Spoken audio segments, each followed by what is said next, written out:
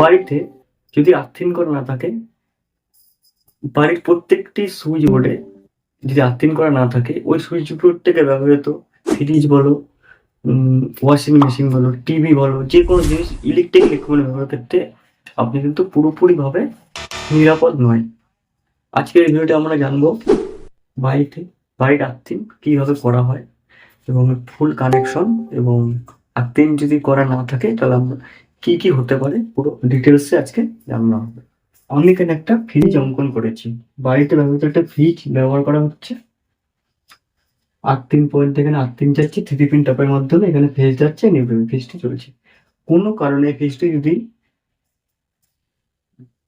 Short হয়ে যায়, নির্দিষ্ট বডি হয়ে গেছে বা শর্ট হয়ে গেছে, সেই পরিপ্রেক্ষিতে কোনো মানুষ যদি ফেজটিকে এখানে টাচ করে বা ব্যবহারের ক্ষেত্রে এখানে টাচ করলো, যদি বাড়িতে আর্থিং করা থাকে তাহলে অনপেক্ষা যে কারেন্ট আছে, অনপেক্ষা যে ফ্রিজের কারেন্ট আছে, সেটা আমাদের আর্থিং এর মধ্যে দিয়ে মাটির তলায় চলে যাবে।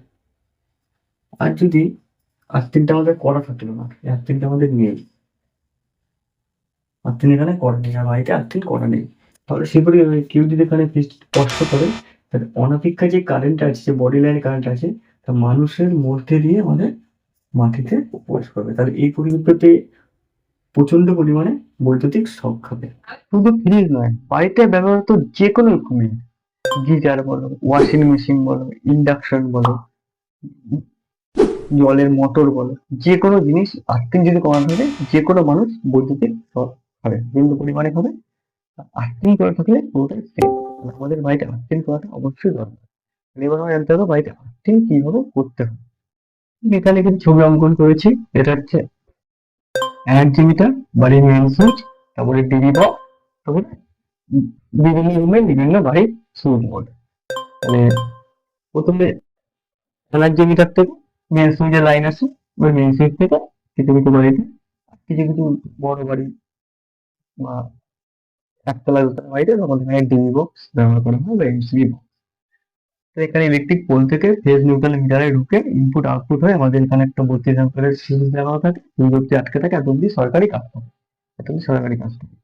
এবার হচ্ছে আমি এখানে আমাদের ফেজ নিউট্রালের এখানে কোনো কাজ নেই, আর্থিংটা কিভাবে কিভাবে নেবো সেটাই আজকে ফেজ নিউট্রাল কানেকশন অন্য একটি কিছু দেখিয়ে দেবো। তো আমাদের মেইন আর্থিংটা এখানে একটা আর্থিং রড মাটির তলায়, কিভাবে আর্থিং করতে হয়।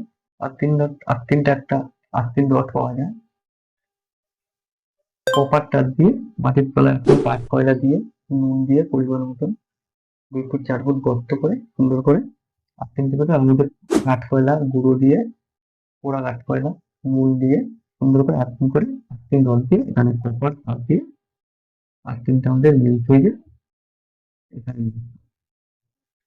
এখান থেকে এসে আমাদের ডিপি যে থাকে, ডিপির আর্থিং বারে নিয়ে নিতে হবে। আর্থিং বার থেকে নিয়ে প্রত্যেকটি সুইচের সকেটে আর্থিং যে পয়েন্ট গুলো আছে, এখানে আমরা প্রত্যেকটা কানেকশন করে দিতে হচ্ছে যে কোনো বাড়ি আর্থিং কানেকশন।